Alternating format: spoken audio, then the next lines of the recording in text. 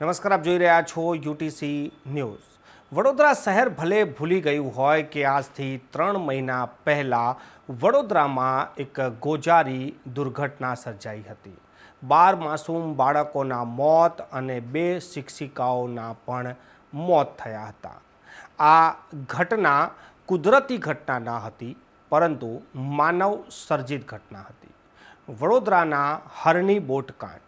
વડોદરાનું હરણી બોટકાંડ વડોદરા શહેરની જનતા ભલે હાલ ચૂંટણીના માહોલમાં ભૂલી ગઈ હોય કે જે માસૂમ બાળકોના મોત થયા હતા તેમના કસૂરવારો અત્યાર સુધીમાં પકડાયા નથી અને તેમની કોઈ સજા થઈ નથી. પરંતુ કોર્ટ આ વસ્તુને યાદ રાખીને બેઠું છે. ગુજરાત હાઈકોર્ટે જે સુઓ મોટો દાખલ કરી હતી અને તેની સુનાવણી દરમિયાન વડોદરાના મ્યુનિસિપલ કમિશનર દિલીપ રાણાને ખૂબ ખખડાવ્યા છે. હાઈકોર્ટે જણાવ્યું કે તમે જે સોગંદનામું રજૂ કર્યું છે તેમાં ઘણી બધી વસ્તુ છુપાવવાનો પ્રયાસ કર્યો છે. હાઈકોર્ટે સ્પષ્ટ કીધું કે જે કોન્ટ્રાક્ટરને આ કામ આપવામાં આવ્યું છે આમાં કોર્પોરેશનને કોઈ પણ પ્રકારનો લાભ નહોતો.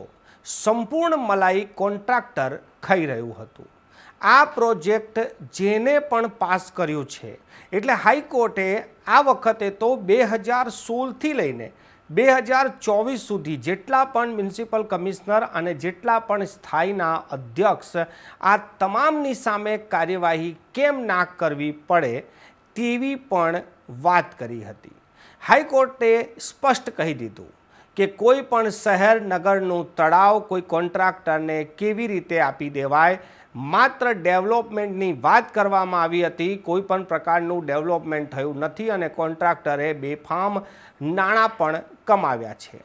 ત્યારે કોર્પોરેશન આમાં જવાબદેહ કેમ નથી? કોર્પોરેશનની જવાબદારી બને છે અને આ મામલામાં જ્યારે હાઈકોર્ટ આ સુનાવણી કરી રહ્યું હતું ત્યારે વડોદરા કોર્પોરેશન તરફથી જે વકીલ ત્યાં પહોંચ્યા હતા તેમને હાઈકોર્ટે સ્પષ્ટ શબ્દોમાં કહી દીધું કે તમારા મ્યુનિસિપલ કમિશનરને કહી દેજો કે આવું નહીં ચાલે.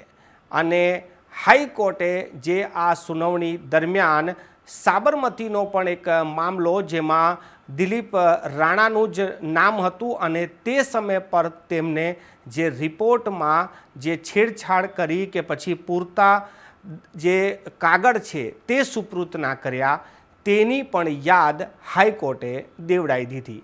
હાલ દિલીપ રાણાને આ એક કામ હતું કે જે સોગંદનામું રજૂ કરવાનું હતું, જે જરૂરી ડોક્યુમેન્ટ્સ આપવાના હતા એ ડોક્યુમેન્ટ્સ પૂરતા આપવામાં આવ્યા નથી, જેથી હાઈકોર્ટ ખૂબ જ નારાજ થઈ છે.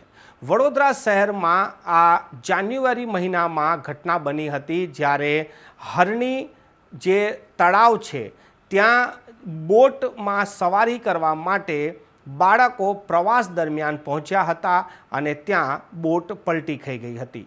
બોટ પલટી ખાતાની સાથે જ 40 જેટલા બાળકો આ પાણીમાં પડ્યા હતા અને તે સમયે 12 માસૂમ બાળકોના મોત સાથે 2 શિક્ષિકાઓના પણ મોત થયા હતા. આ ઘટના બાદ રાજકીય નેતાઓ ત્યાં પહોંચ્યા હતા. રાજ્ય સરકારના મુખ્ય પ્રધાન અને ગૃહ પ્રધાન પણ ત્યાં પહોંચ્યા હતા અને જલ્દી જ કાર્યવાહીની માંગ કરી હતી. પરંતુ આ કાર્યવાહીમાં જે કોન્ટ્રાક્ટરો છે તેને લગતા લોકો તો ઝડપાઈ ગયા છે અને તે તો હાલ પોલીસની કસ્ટડીમાં કે પછી જેલમાં છે. પરંતુ સવાલ એ ઊભો થાય છે કે આટલી મોટી ઘટના બાદ પણ વડોદરા મહાનગરપાલિકાના એક પણ અધિકારી પર કાર્યવાહી થઈ નથી. તો શું આટલી મોટી ઘટનામાં કોર્પોરેશનના અધિકારી કે પદાધિકારી કોઈની પણ જવાબદારી નથી? આ જ સવાલ હાઈકોર્ટે પણ પૂછ્યો છે. હાઈકોર્ટે આ મામલે હવે આગળ 2જી તારીખમાં સુનાવણી કરશે અને ત્યારે પણ આ જ સવાલો હાઈકોર્ટ પૂછશે. અમે વડોદરાની જનતાને આ જ સવાલ પૂછી રહ્યા છે કે તમે આ ઘટનાને ભૂલી ગયા હશો. હાલ ચૂંટણીનો માહોલ ચાલે છે તો આ માહોલમાં પણ તમે ભૂલી શકો છો, પરંતુ રાજ્યની હાઈકોર્ટ આ વસ્તુને ભૂલી નથી અને કસૂરવારોને સજા કરવા માટે તે આજે પણ મક્કમ છે।